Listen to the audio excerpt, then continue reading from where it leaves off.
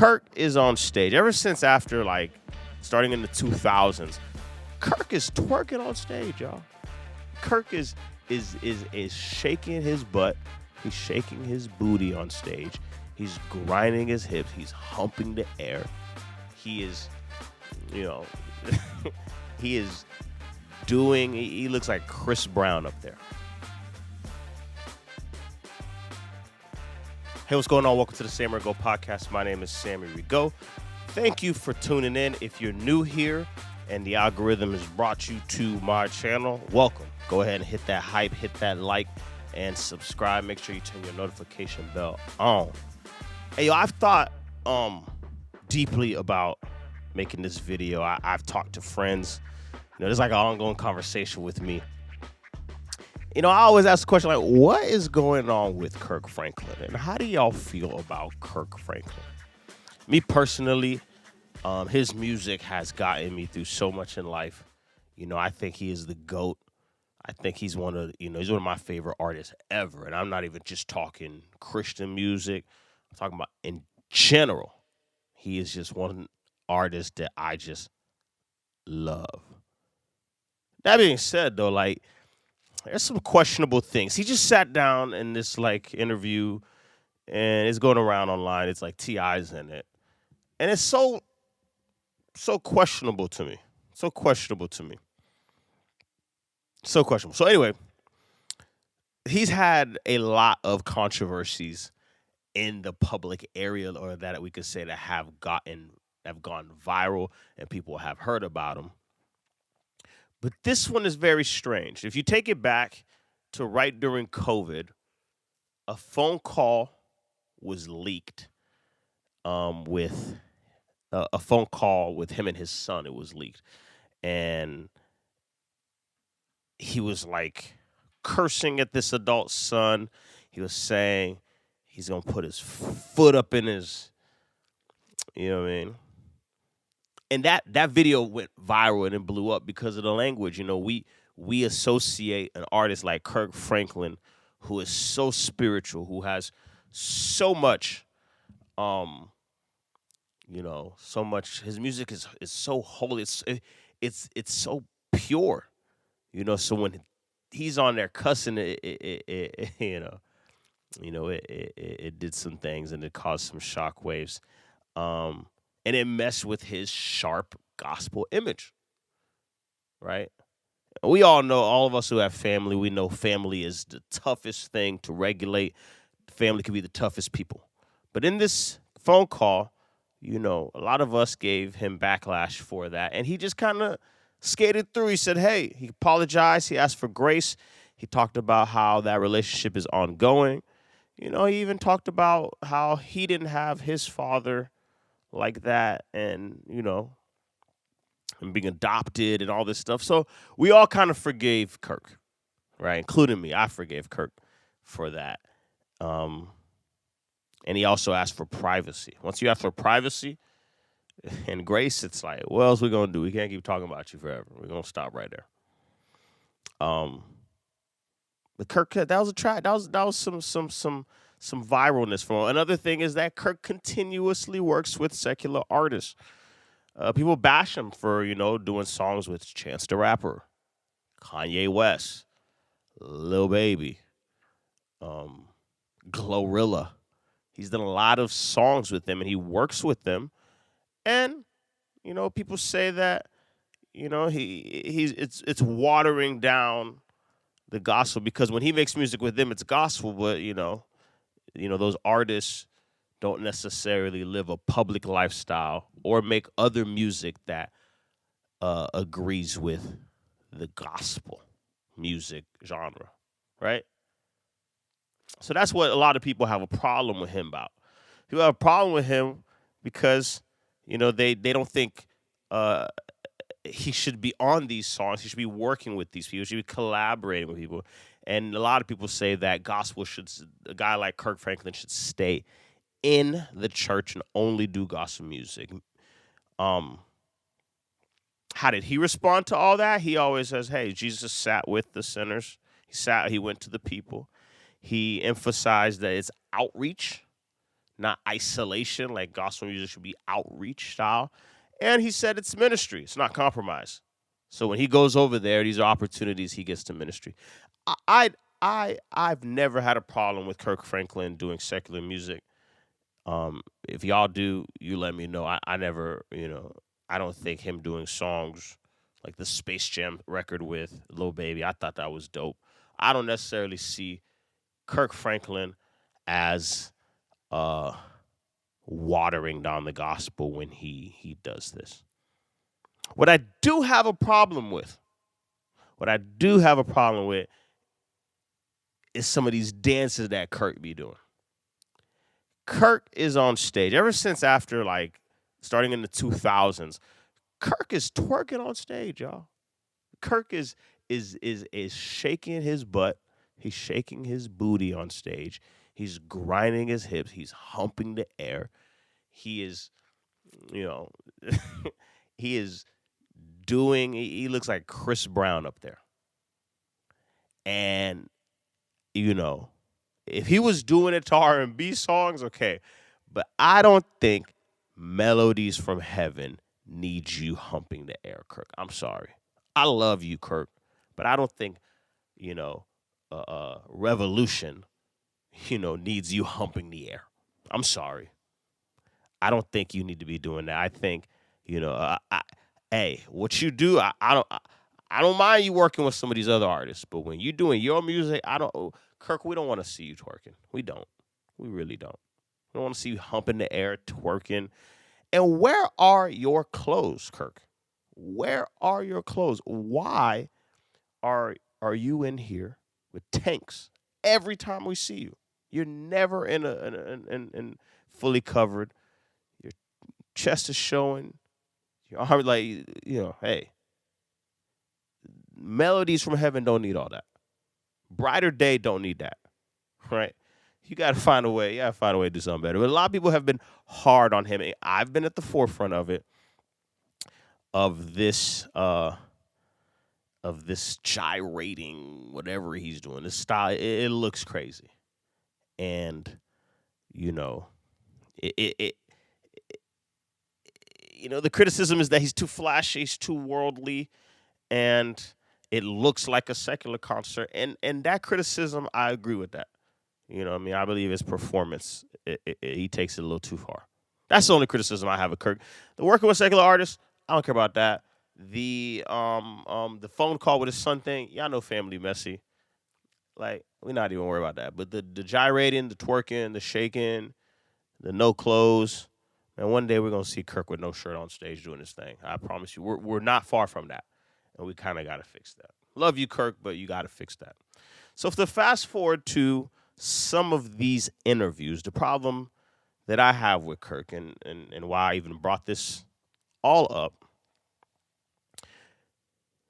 it seems like every time Kirk Franklin goes on one of these interviews, he's creating a space for the people in the platform that he's on to take shots at the church. And I don't like that.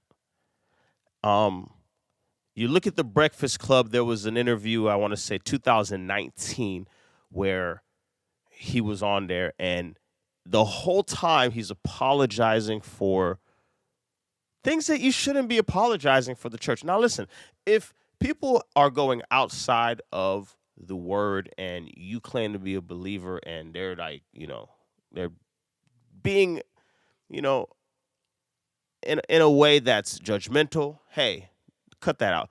If somebody is not a believer and the church is holding them to a standard, cool. That's wrong.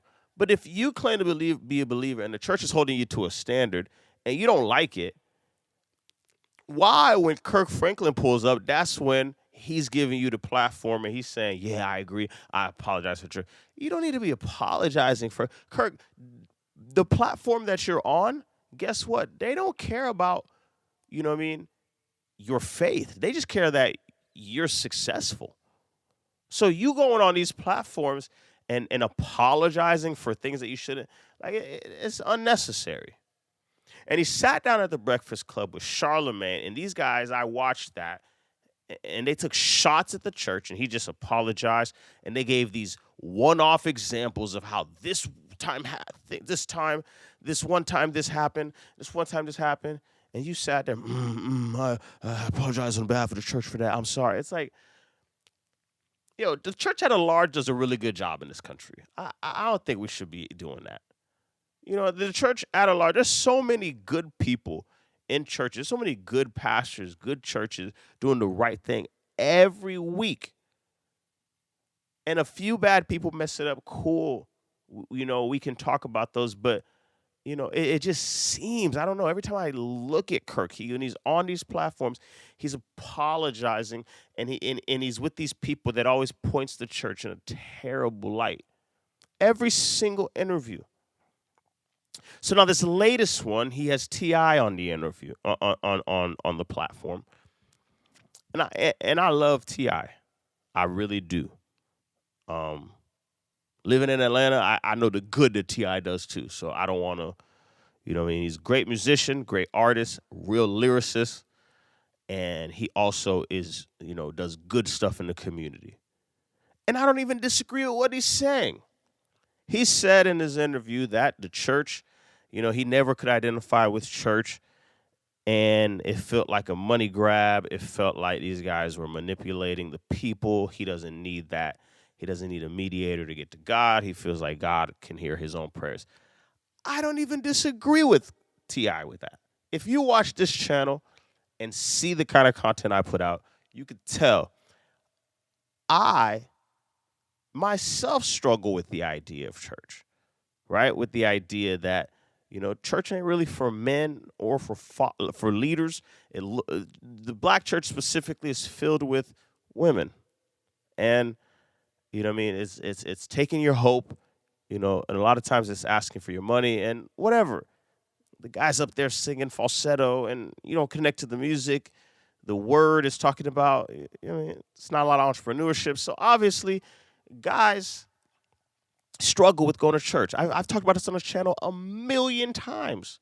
I've even talked about how the concept of time, taking that much of one's time, is tough. So I don't even disagree with T.I. saying he disconnects with the church. But it's the fact that as I'm watching the clip, I turn and I see Kirk Franklin nodding his head, and I'm like, once again, Kirk Franklin is allowing people to take shots at what they don't like about the church. And as someone who is a huge Kirk Franklin fan, I really am. I'm one of the biggest Kirk Franklin fans you will find. I have a problem with somebody that great, that revered in music, being turned into the church punching bag. And I have to ask, Kirk, why does it keep looking like this? Kirk, you are a legend. You are the best we've got. You're one of the best that music has. You really are. So why are you allowing yourself to be the platform where when someone got a problem with church, let me sit down with Kirk Franklin and let me say it to him, and then he's going to sit there, nod his head, and say, yeah. And do you think T.I.'s mind is going to change? Because that's what it says. He says, we're doing these conversations because we want the voice to be. Do you think T.I.'s mind is going to get changed? No. Do you think people who agree with T.I., their mind is going to change? No. Do you think the people who agree with Kirk, these kind of discourses are unnecessary? Because we know they exist. We know they're happening already. And I have a problem with Kirk Franklin being a legend. Somebody being a legend like Kirk, sitting there and being the church's punching bag for this kind of stuff. I have a problem with it. I really do. And his approach is, I'm just listening to people. I'm hearing them out, giving them a space to talk. And then what? What happens after that, Kirk? Nothing is what happens after that. And that's my issue. I think Kirk is a legend. I'm still going to listen to music. I love all Kirk's music. There's not an album he did that I don't like. Every song he I like that. I didn't grow up all the way in church listening to gospel music, so Kirk is all I listened to. Is my all I had. I remember when I saw Kirk when I was 10 years old at Aventura Mall in Miami. Kirk did a concert in the middle of the mall, and I liked him. And I've actually met Kirk Franklin twice. My group opened up for Kirk Franklin once. I've seen Kirk Franklin in concert in person 6 times, 7 times, 8 times probably. I'm a fan. I watch Kirk Franklin's performances. I think his music is awesome. That being said, I have a problem with him being the punching bag for people who have problems with the church. You shouldn't be able to say that to Kirk Franklin. I'm sorry. Kirk, you're a legend. You've done all of these things. And now in your career, I know everybody's talking and everybody's got a platform and whatnot. But Kirk, you are a legend, and we need you to do that. You'd be ashamed, right? You'd feel bad if you saw Jay-Z sitting down with non-hip hop people and they were taking shots about how hip hop is bad. That's like that's not how that should be. You'd be very sad if you saw LeBron James sitting with non-basketball people talking about how bad basketball is. You'd be like, dog, you're at the top of the game. That's not what you're supposed to be doing. So why is it that Kirk Franklin, being the legend that he is, allows platforms platforms to be centered around people taking shots at the church and painting it in this terrible light? And I take offense to this because I have a lot of problems with church, but I cannot complain. Church has done a lot of good in my life. It's done a lot of good in my family's life. It's done a lot of good in my friend's life. I believe in the concept of church. So when I see Kirk Franklin go up there and apologize and allow himself to be the punching bag for this, I have a problem with it. I don't know. Y'all tell me. Are y'all okay with this? Kirk should not be doing this. I honestly don't think anybody should be doing this because from what I've learned and I experienced, people aren't gonna rock with the church just because it's the church. It's divisive. Like that's something. It's either you believe and you rock with it or you don't, and that's it. Point blank. Period. It ain't no really in between. Stand on what you have. Do your best to love on people. But don't sit there and explain yourself. I feel like we're losing too much influence and power and all that because we're trying to explain everything. We're trying to get people who ain't gonna like us to like us, who ain't gonna understand us to understand us. And then you're freaking Kirk Franklin, legend of legends. You're the best to me. You're top 2, 3 gospel artists ever that's ever done it. All genres. And you're up here on these platforms taking shots and letting people take shots at you. But that's what I feel. You tell me how you feel in the comments. My name is Sammy Rigaud. This is the Sammy Rigaud Podcast. God bless you.